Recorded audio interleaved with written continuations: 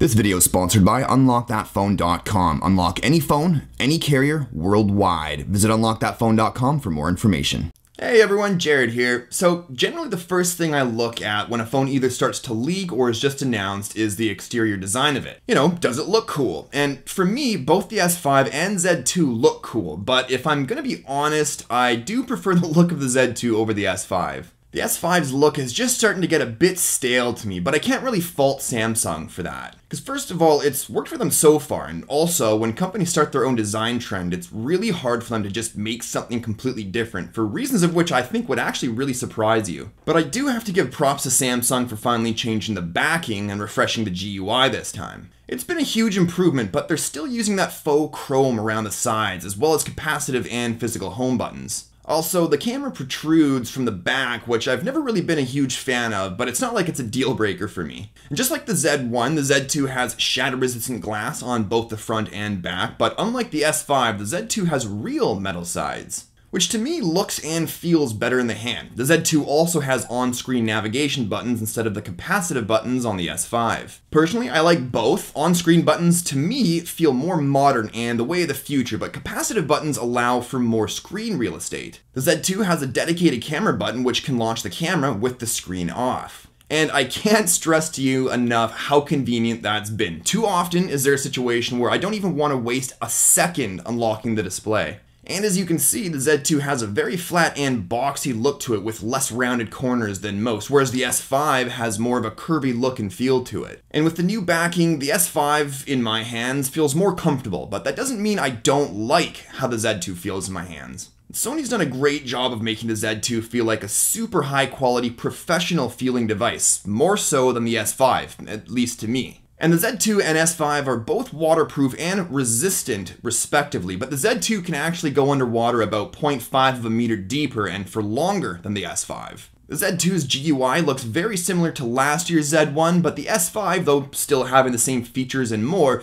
has a very different GUI than the S4 did. The icons are different, the system colors are different, and everything is a lot more flat now. Both are running Android 4.4.2, but both have very different software features that make them unique in their own right. Some of my favorites on the Z2 include the personalization options where you can choose different themes, which status icons are shown, and manage which apps, system, or user downloaded displays notifications. None of which can really natively be done on the S5, with the exception, of course, of the battery percentage. And the Z2's audio options are much easier to manage with them all being located under the sound settings. Whereas the S5 has music effects, and in order to tweak the audio, you'd have to use either the Samsung Music app or your favorite third-party app from the Play Store and jump into the settings there. But the S5 also has some awesome software features too. Take the download booster, for example. When downloading any files over 30 megabytes, as long as you're connected to both Wi-Fi and data, the S5 uses both to download the file, achieving a much faster overall download speed than usual. And let's not forget about the S5's multi-window feature, which means having two apps open at the same time on the same screen, which I've always thought was super cool. Oddly enough though, I never use it. Then of course there's also what I like to call Samsung's Harry Potter features, which are basically all the air view and motion gestures. Or, as most other tech reviewers like to call them,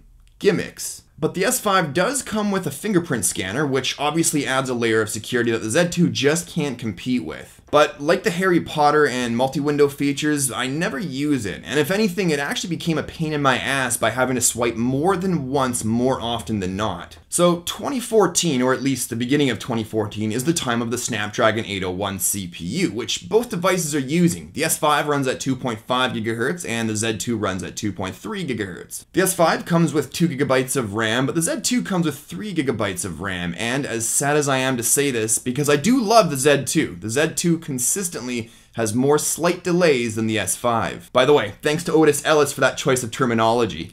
Now, like I mentioned in my full review of the Z2, it's not always there every single time you use it. And when you're either gaming or in an app and actively using it, there really isn't any more stutter or delay than any other flagship Android phone. Now, the Z2 has dual front-facing stereo speakers, just like the HTC One, but it sounds nothing like what boom sound on the One is capable of. In my Z2 review, I poked fun at it a little, saying it gets the job done much like the S5 speaker does. But the truth of the matter is, 2 speakers are better than 1, and the Z2 does in fact have better sound than the S5. But at least the S5 speaker has improved over the S4 speaker from last year. Not by much, but it's noticeably less tinny sounding. The one major thing the S5 has that the Z2 doesn't is the heart rate monitor. Now, I don't use it and probably never will, but Samsung did a great job of integrating it. And with the S5, Samsung's really dived into the personal health and fitness thing, whereas Sony has kept things more in the traditional, this is a smartphone, not a workout coach sort of approach. Personally, I don't like having things, be it software or hardware, packed into my device that I'm most likely not going to use. If I wanted a health and fitness aspect on my device, there's plenty of really well-made apps on the Play Store that use your device's sensors. But if you need to have a heart rate monitor on your device, the S5 is the only one that can give it to you. So, onto the battery life. Now, the Z2 packs a 3200 milliamp hour non-removable battery. Some people prefer having the ability to remove their battery for many reasons. I personally couldn't care less. The S5, on the other hand, has a 2800 milliamp hour battery, and it is removable. Again, though, I have no personal preference when it comes to that. And both actually have great battery life, even without their super duper power saving modes. With the S5, you have power saving mode and ultra power saving mode, and that's it. No real tweaking of either of those modes, but the ultra power saver really saves that battery. On the Z2, you've got stamina mode and low battery mode. Now, stamina mode is kind of like the ultra power saver on the S5,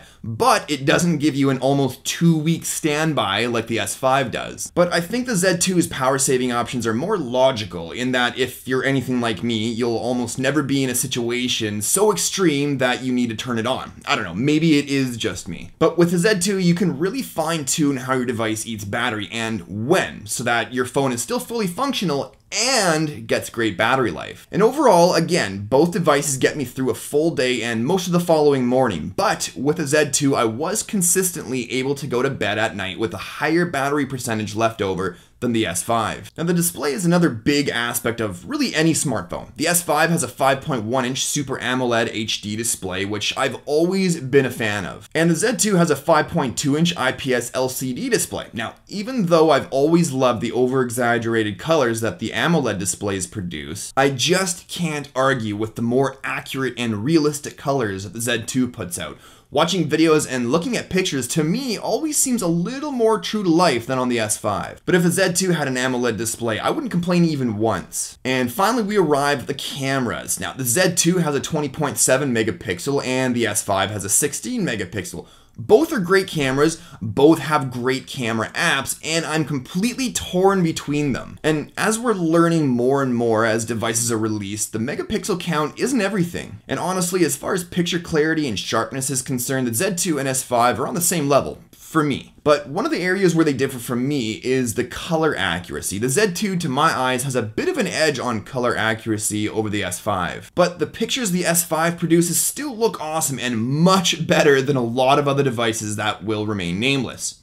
Nexus 5. And when playing with the selective focus on the S5 compared to the background defocus on the Z2, I did find that the S5 was much easier for me to work properly than the Z2. For every 5 attempts I made at trying to get the Z2's background defocus to work, maybe 1 would actually pull through. Whereas with the S5, it would take me maybe 1 or 2 extra tries at most to get its selective focus to work. And both can record in 4K, and to me, they look the same, but the big difference is I have yet to use the S5 camera and have it crash on me due to overheating. Whereas with the Z2, not just while recording in 4K, but just taking a lot of pictures or even just having the camera app open for longer periods of time will overheat the camera and cause it to crash. But like the slight performance delay I spoke of earlier, the camera crashing is a rare occurrence, just one worth mentioning is all. So both phones are fantastic all-around devices, and I'd recommend either of them to someone asking. I just don't know which I'd recommend over the other. For me personally, I'd go with the Z2 over the S5 for a couple of simple reasons. reason. On paper, the Z2 offers more in the way of performance over the S5, even though it feels slightly slower. And specs on paper is something I've never been able to ignore. Silly, I know. But also, the Z2 doesn't have as many things I'd never use as the S5 does, like the heart rate monitor, the fingerprint scanner, and of course, all the Harry Potter features. But that's just me, and I know several friends who actively use the heart rate monitor and take full advantage of the fingerprint scanner and all the magical Harry Potter features. Well, anyways, that's it for this one, but I'd love to know which one of these devices you think fits you best and why. So sound off and let me know in the comments section below. But as always, thanks so much for watching, and I'll talk to you in the next one. Cheers.